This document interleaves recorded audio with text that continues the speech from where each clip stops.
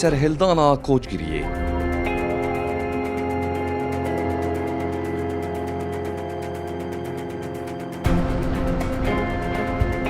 ڕەوشا تورکیە پشتی جەنگا جیهانی یا یەکەم.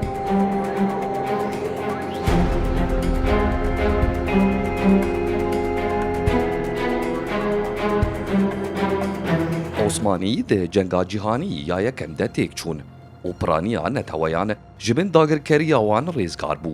Tenê çend neteweyên mîna Kurd, Ermen, Laz û çend kêm neteweyên din dibin desthilatdariya Tirkan deman. Lewra ji bo hebûna xwe berdewam bikin. Mustafa Kemal Atatürk bi xapane dest bi tevgereke nû kir. Vê tevgerê jî bi slogana got dewleta Tirkiyeyê ya her du neteweyên sereke yên di Tirkiyeyê de ango ya Türk û Kurdan e.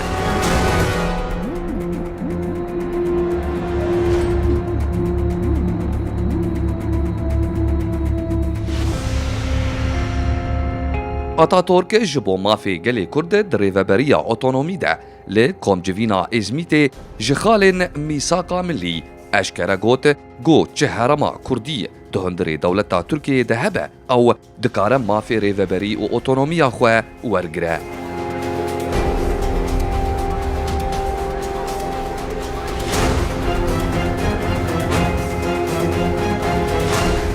Lê dema milletê Kurd zaniye ev plana Partiya Îtîhad û Tereqqiyê û siyaseta Atatürk e û ev yek bi erêkirina dewletên biyanî hatiye kirin. Ev helwesta wan a xapînok e û bereva jî bû cihê nerazîbûna gelê Kurd ji ber vê yekê pêla serhildan û şoreşên Kurdî dest pê kir.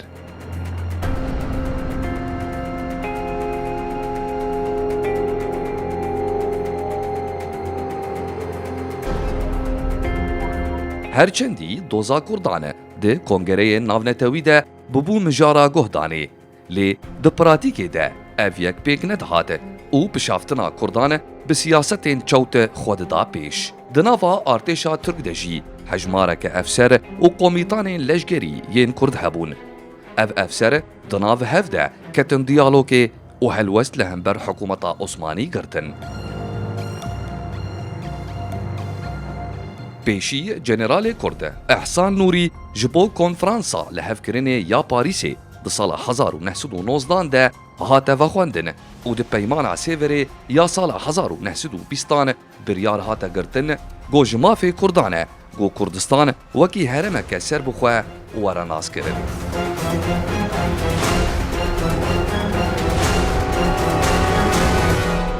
Ji ber Hindê Osmaniyan xwest bi cîhanê bide naskirin got her du netewê Kurd û Tirk dixwazin bi hev re dibin sîwana dewleta Tirkiyeyê de bimînin û ew wekî du burayan vê yekê dibijirînin. Bi vê xapandina mezin a bi gelê Kurd û cîhana serdemê re wan xwegihand peymana Lozanê ya sala 1923 bi erêkirina dewletên bi bandor karîn peymana sêverê hilweşînin û xalên peymanê yên girêdayî doza milletê Kurd di peymana Lozanê de ji holê rakin.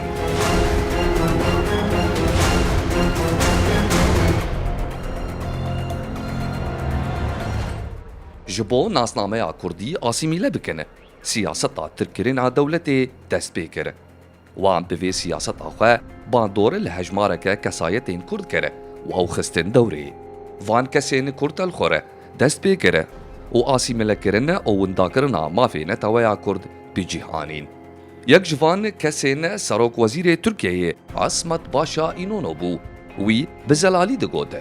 Çi kesên li hember Tirkbûna dewletê derkevin, em ê wan ji ra hilkişînin û kor bikin.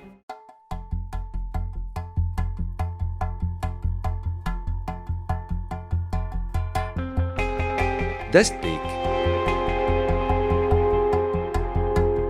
dema em berê xwe bidin sedemên sereke yê raperîna Kurdî li dijî Osmaniyan. Diyar e bi çi mebestê li dijî zulm û neheqiya Tirkan rabûne ser piyan û xwestine rêzgariya xwe bi dest bixin. Bi taybet di herêma Zazanê de ev xelk ji ber du sedeman rabûne ser piyan û serhildan ketiye rojeva wan. Zulm û neheqiya li wan dihate kirin du qat bû. Yek jê ji ber sedema Ewlî bû. جبرگو ملت ده هرما زازان ده جمذهب علویه و گلک آزار به وی چنده جکریارین دولتا عثمانی یاسنی دکشاندن.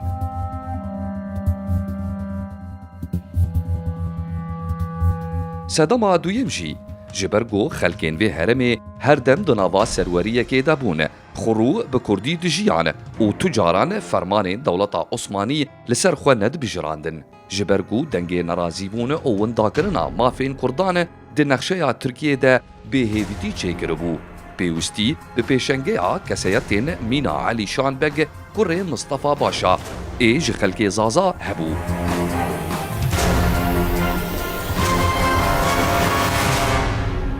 با آلیکاریا حجمارک کرد پرورین زانا ده سال 1918 ده پیمانک جواکی دنافبرا 20 کرده لدورین کوچگیری زازا کانوالو دیورکیه ده جبو آزادیا کردستان هاتگیری داره.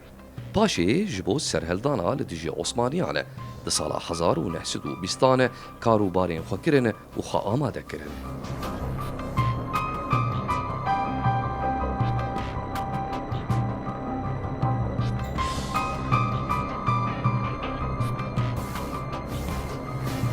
تفجر وريخستن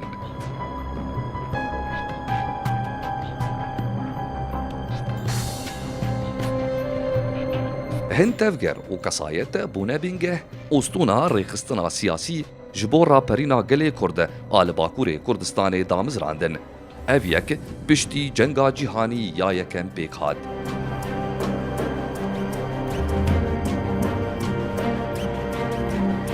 تفجر جمعيتا تعاليا كردستاني سال 1918 بشتي بداوي هاتنا جنگا جيهاني يا يكن ودانينا بيمانان دنابرا آلية ناف دولتي دا داغو مافي نتويان بگهوان و دولتين خواابا بكن چند کسایتو کارمندین دناوا سازیین دولتی دا تفی سیاست مدارین کرد لستانبولی تفجر جمعيتا تعاليا كردستاني جبو سرخوبوني آوا کرن وان کسان دست به هشیاریین نتوی کرن و لهمبر سیاستا کمالستان کتن ناولوو تفگری. کسایتین مینا دکتور نوری دیرسمی و حیدر بگ سروک ایلا کوچگیریان دناوا ایلو عشیرین دیرسم و کوچگیریه ده خبات بریوه برن. کسایتا هریب باندور ده هرمی ده علی شاه برای حیدر بگ بو.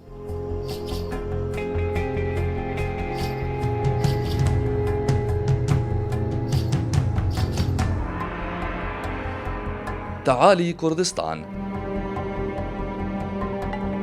لسر دسته دكتور فؤاد بگ ابراهيم افندي يجي خلقي آمده بيك هاته يگو سالا 1978 هاتيه سروي دنياي دريا درمان کرنا هجارين كردره وي ايشو آزارين گلي خو ناس کرن و لريين ريزگاري و چار سريه گريا باليكاريا هنك جهوالين خو مينا مقداد مدحت بدر خان بسالا 1918 ده پارتیا تعالیا کردستانی آوا کرن و جبو بجه کرنا انجام پیمانا سیوری یا در حق مافی کردان ده خبتین.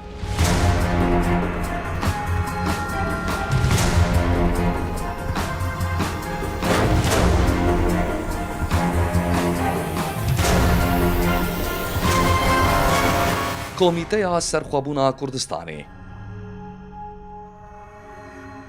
هجمارک پیشنگ جواکی و کسایت نافدار با آلیکاریا سروکین عشیرین کردانه لحف کرن و جبو ریزگاری و تیکوشینی کمیته که آوا کرن.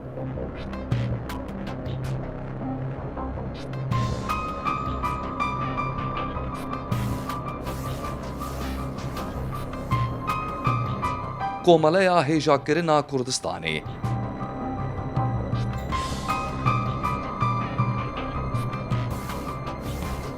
ده سال 1914 ده کوملیا هیجا کرنا کردستانی به تفدیبونا هجمارک کسایت و سروکین ایل کردستانی هات دامزراندن. علی شیر یه خلکی آزگیری یا هرما درسمی بو دردکوه شانده یا کردی تاگو به حکومت قیصر روسی را دانستاندنه بکن.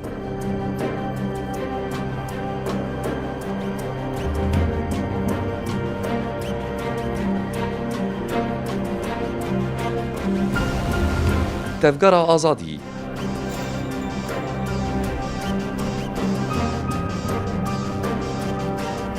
جبو برفرهکرنا قادا شورشی همو پارچهین کردستان ji Kerkûk û Silêmaniyê heta Rojavayê Kurdistanê hatin vexwendin. Dago tevlî şoreşa koçgiriyê bibin. Xebat û rêxistin kirin. Bi hemû aliyên Kurdistanê re çêbûn.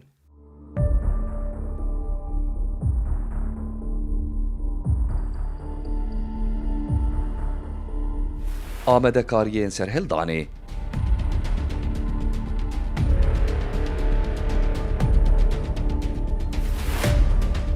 حکومتا اتاتورک لهمبر تفگرا آزادیا کرد درکت و همو سوز و پیمانین گوشبوگل کردابون بکریارین نروا بن پیکرن. پرانیا کسایت و ملت کرد پارتک لهمبر و سیاست نشان دا. جرخکی و هر چندی دولتا انگلیستان به دوزا کردی نباور بوجی.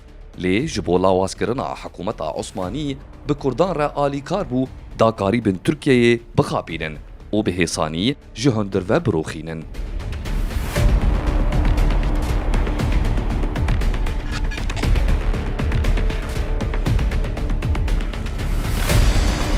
لورا وان چند جاران دریا کسایتین مینا عبدالقادر هکاری را هولدان کرن گو عشیرین کردان لهمبر عثمانیان بکار بینن. جهیلادن و گلک کسایتین تکوشر جه کوملگه هافجینا کردستان دناوا راپرین ده خودان رولک سرکبون. هن جوان کسایتان اف بون. جهر معبوطان کسایتین جمال باتا بدرخانیان مینا جمیل باشا زادا و اکرم بگ جامدی. علی غالب بگ والی خاربیتی و به تبلیبونا افسر انگلیزی ادوارد ویلیام نویل و گلک هوزین کرد یندن.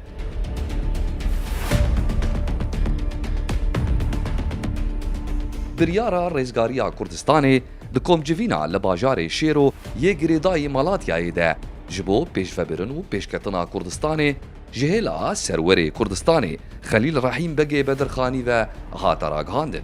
جبو دوزا کردی با آلیین دن این کردستانی ره نمازه به سروک عشیر و زانیارین اولی ره وره ناساندن.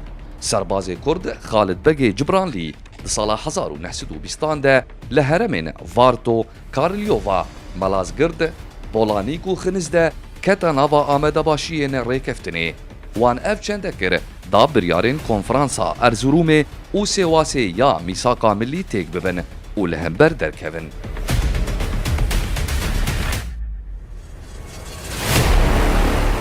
هر وصا پیوندی به اندامین کوملگیا وجینا کردستان عبدالقادر هگاری، عبدالرحمن هگاری و یوسف دیاره هات دانین. پیشی خالد بگ دست بکم کرنا بلگه و دوکیومنتران کره. قوچانه و بلگه نافدارین تیر و دولمند این آغاین کرد دانه هف و دریا مصطفى نمرود و شریف باشاره را دستی دستیا پیمانا ناونتوی هات کرن.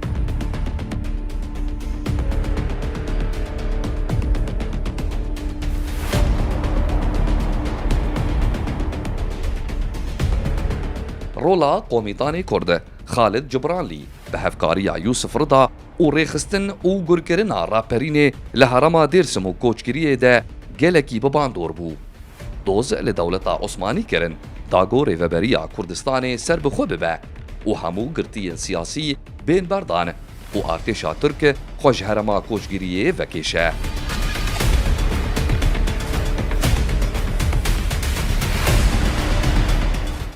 جبو راوستاندنا راپرینی دولتا ترک سوزا بجیهبونا داخوازان دا و هن به هن هجمارک سرور و کسایتین مینا مچو آغا رمزی بگ حسن خیری بگ دیاب آغا مصطفى زکی بگ کشاندن استانبولی و دی مجلس عملی ده بشکل کرن مندوب اونونرین کردان و ساجی شورش رانه وستیا و دبهارا سالا 1921 ده لدیر سمی به سروریا سید رضا راپرین بردوام کرد. به ویرنگی شورش گاوین پیروز آویتن و به سرکشیا محمود بگ و عزمت بگ لباجار عمرانی طابورا لشگری ترک دور پیش کرن و آلا کردستان هلدان.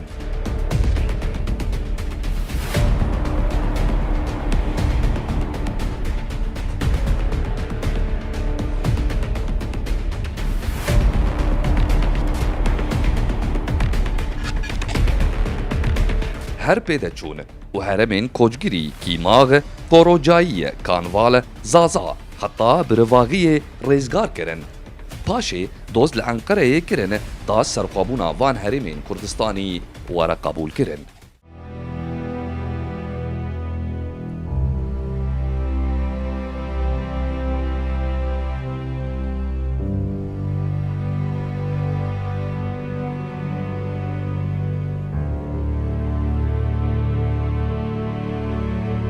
شورش و رودان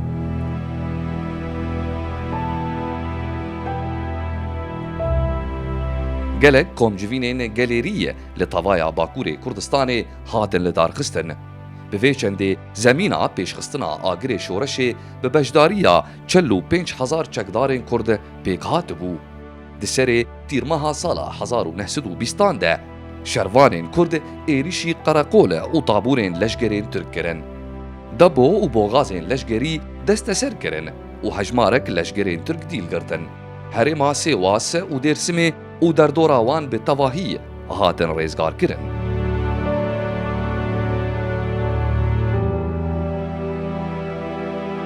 Hikûmeta Tirkiyeyê li riyên çareserî û rêgirtina li ber belavbûna qada şoreşê tevgeriya. Bi lezgînî biryara teklîfa Elî Şambeg serokê êla koçgiriyê ji bo hikûmdariya Refahiyê hate girtin. Birayê wî Heyder jî di meqamê serokê şaredariya Emraniyê de wekî karmend hate erkdar kirin.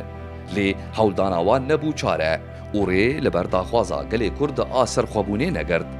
Lewra pevçûn û şer berdewam kir û Elî Şan berê xwe da herêma Hozatê û bi serokên hozên wê re li hev kir da got tevlî şoreşê bibin.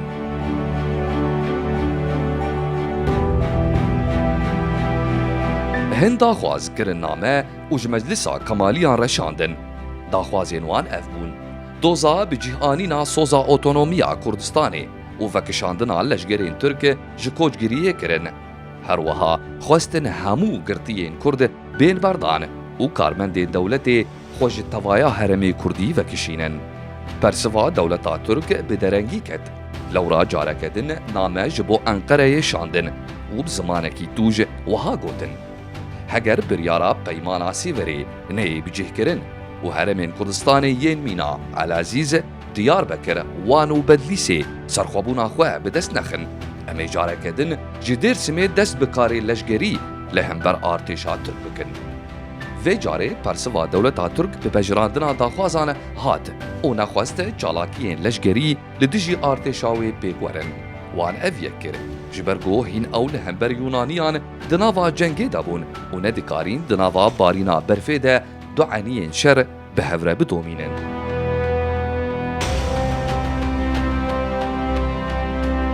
Şoreşgerên Kurd ên ji Dêrsim û Hozatê dixwest agirê şoreşê bi giranî di sala 1921 de pê bixin.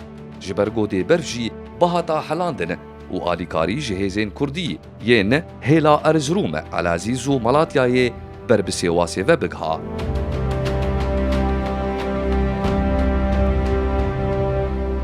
Komelgeya Niştimanî ya Tirkiyeyê di çileya paşîna sala 1920 de li hev civiya û bi siyaseta nerm nêz bû.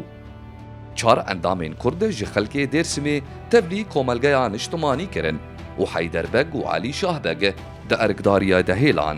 Ev jî bû sedema got hejmarek ji xelkê Dêrsimê xwe ji ber pişta şoreşê bide alî.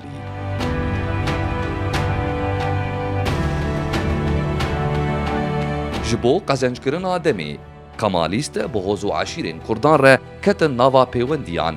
Bi Miko Aga re têkilî çêkirin û tevlî Mustafa Diyab, Ehmed Remzî û Hesen Xeyrî kirin parlamenter di meclisa Tirkan de.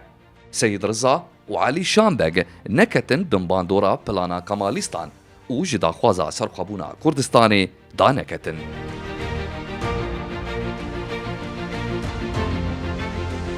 Careke din dewleta Türk daxwaza diyalogê ji şoreşgeran kir.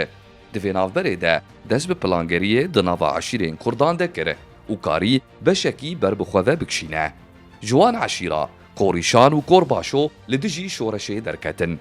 Lê wisa jî baweriya gelek kesayetan mîna Heyderbeg, Seyid Rıza, Elî Şêr, Behrî Beg, Heyderbeg û hejmareke ber bi çav bi soza Kemalîstan nehat.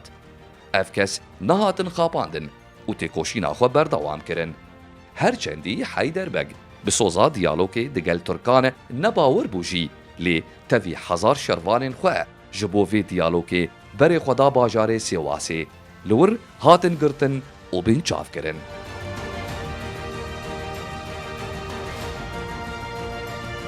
Di dawiya sala 1920 de ferman hate derxistin ku Nûrî Dêrsimî bê bin çavkirin. Ew bi qasî çendekî di zindanê de hêlan. Piştî berdana wî waliyê Sêwasê Reşîd Beg tekez kir godê daxwazên Kurdan werin bicihkirin. Ji Nûrî Dêrsimî xwestin da keve nava milletê Dêrsimê û baweriya wan bi pêkanîna daxwazan bîne. Lê ev hewlan bi ser neketin û êlên Kurdî li bende helîna berfê mabûn. Da şoreşa xwe bi girseyî li dar bixin. Her wisa dewleta Tirk jî xwe ji bo şerekî giran amade dikir.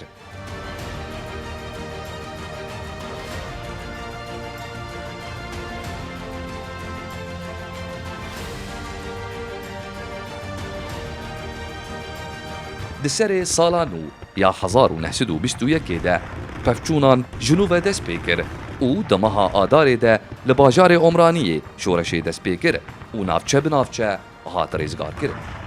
Şoreşger bi moralekî tijî hêvî û bawerî pêş veçûn. Çiyayê Munzur Kamaha û tevahiya herêma Dêrsimê bi serkêşiya Seyid Riza hate rêzgarkirin.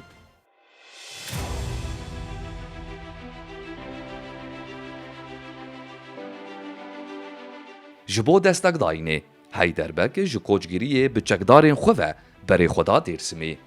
Dema ew giyan herêma Erzîncan û Polmorê ew rastî eşîra qirîşan û balaban ên bi ser dewletê ve hatin. Kor baş e li hember wan rawestiya û rêya ber bi Dêrsimê ve li pêşiya wan birî. Ji neçarî Heyderbeg tevlî şervanên xwe bi şûnde vekişiyan çiyayê koçgiriyê. Şer û pevçûnên dijwar rûdan û dewleta Tirk bi destê çeteyên Topal Aga komkujiyên mezin li hember xelkê Kurd ê sivîl pêk anîn. Her wiha biryara nehiştina serkêşên şoreşê jî ji aliyê Nûreddîn Paşa ve hate dayîn. Ji bo diyalogê jî wî bang li bek û agayên Kurd kir da bi Heyderbeg re bikevin têkiliyan û li hevkirinekê li bajarê Sêwasê pêk bînin.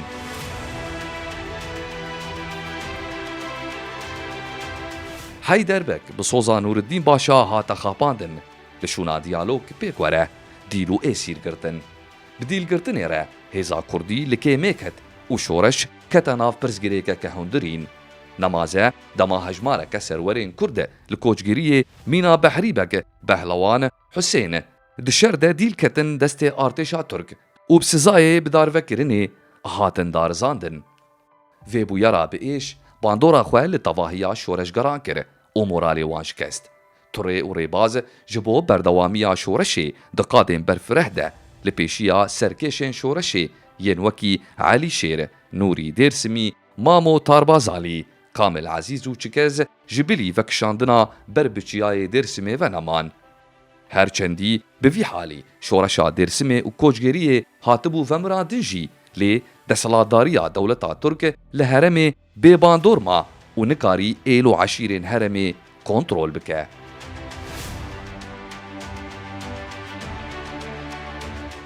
Dîroka Osmaniyan a qirkirin û çewsandina hemû neteweyan mîraseka wan a ji kevn û li ser vêyekê hîn bûne û mezin bûne. Bi vî şêwazî gelek netewe li ser destê wan tûşî qirkirin û cînosaydê hatine. Para milletê Kurd di rêza duyên de tê, helbet piştî qirkirina Ermenan. Herêma koçgeriyê di sala 1919 de bi fermana Sakalî Nûreddîn Paşa bi biryara tunekirinê rûbirû ma. Wî wiha gotibû: Piştî me zo, ango Ermen ji holê rakirin, niha dora lo ango Kurdan hatiye. Ji vê ûşûn de siyasetên asîmelekirin û ji navbirina neteweya Kurd hate destpêkirin û hîn jî didome.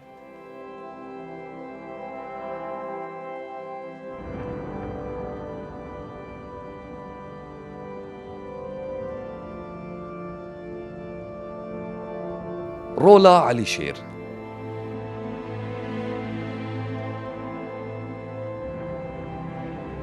Rola Elî Şêr di nava eşîrên Dêrsimê de û di nava karê hirşiyarkirina neteweyî û diyaloga navbera şoreşa koçgeriyê û Ermenan de berbiçav bû. Bi jîrekiya xwe duwarê siyasî û rewşenbîrî de bandoreka wî erênî hebû. Civak û eşîrên Kurd rêz û qedirekî mezin didanê. Persiva wan jê re her tim erê bû. Ji ber vê çendî wî eşîrên Kurd gihandin hev û komeleya hêjakirina Kurdistanê bi serweriya wî hate avakirin. Wan bi wî re soz dan got li hember hikûmeta Kemalîst derkevin û ev yek bi wan mor kir. Ji ber xebata wî wekî pêşengê şoreşa koçgeriyê dihate nasîn. Her wiha di buwarê leşgerî de jî pirjê hatî bû.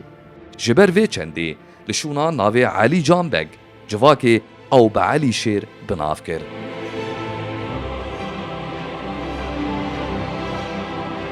Serkeftina raperîna koçgeriyê ya roj bi roj dewleta Tirk gelekî tangav dikir. Mustafa Kemal soz li canê xwe birî. Got jiyan li wî heram be heta tolê nehêlîne û Elî Şêr kuştînê berdestê wî. Wan bi vî karê qirêj karî diriya komandarê Tirk Mustafa Topan re ji hundirê eşîr û malbatê Biraziyê Seyîd Riza yê bi navê rêber bixin dewrê. Di encamê de bi awayekî hovane Elî Şêr tevlî hevjîna wî Zerîfe kuşt û serê wan ji bo Mustafa Kemal kire xelat û diyarî.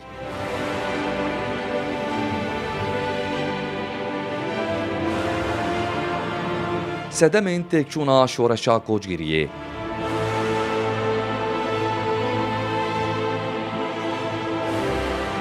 Li gor mercûhoyên pêxistina agirê şoreşa koçgeriyê çax û demên wê goncaw bûn. Ji hêlekê ve artêşa Tirk bi şerê di navbera wan û Yûnaniyan de mijûl bûn. Ji hêla din ve jî hestê neteweyî li rexe piraniya miletê Kurd bilind bûn. Lê hin sedem û hokar derketin û bi vê yekê şoreşa Kurdî têk çû û bi ser neket.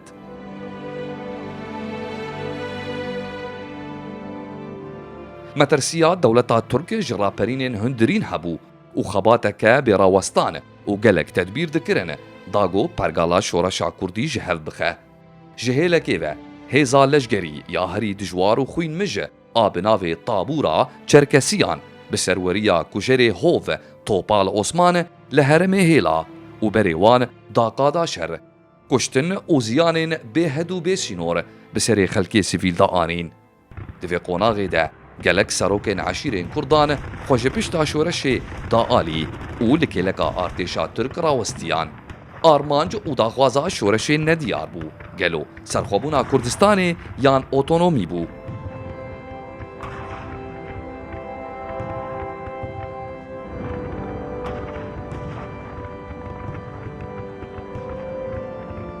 Gelek serwerên şoreşê ji Kurdên Stenbolê hatibûn.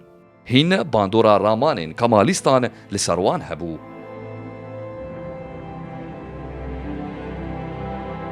Bêdengiya dewletên Ewropî û durûtiya wan li hember doza miletê Kurd. Lê rastiya veşartî û biêş ew e, got piraniya êlo eşîrên Kurd ên mezhebên Sinnî ne. Li navçeyên şoreşê û heta di heremên din de jî bi qasî girêdana wan bi bawerî û mezhebê İslamî ve û girêdana wan bi zarav û devoka zimanê Kurdî ya navçeya wan ve ew qasî bi têkoşîna neteweyî û doza rêzgariya Kurdistanê ve negirê dayîbûn. Her çi qasî êlo eşîrên Kurd ji Elewî û Sinniyan beşdarî şoreşê bibûn, lê wekî Nûrî Dêrsimî diyar dike, got rêkberî di navbera wan de dewam dikir û ji hev nebawer bûn.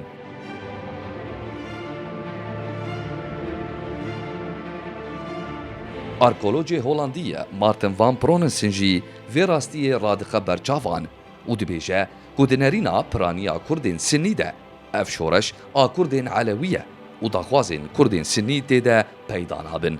Ji ber vê çendê hevsengî û hevkariya wan bi Kemalîstan re hebû. Ev jî egereke sereke bû, got qada şoreşê di heremekê teng de bimîne û bibe nêçîra artêşa Tirk.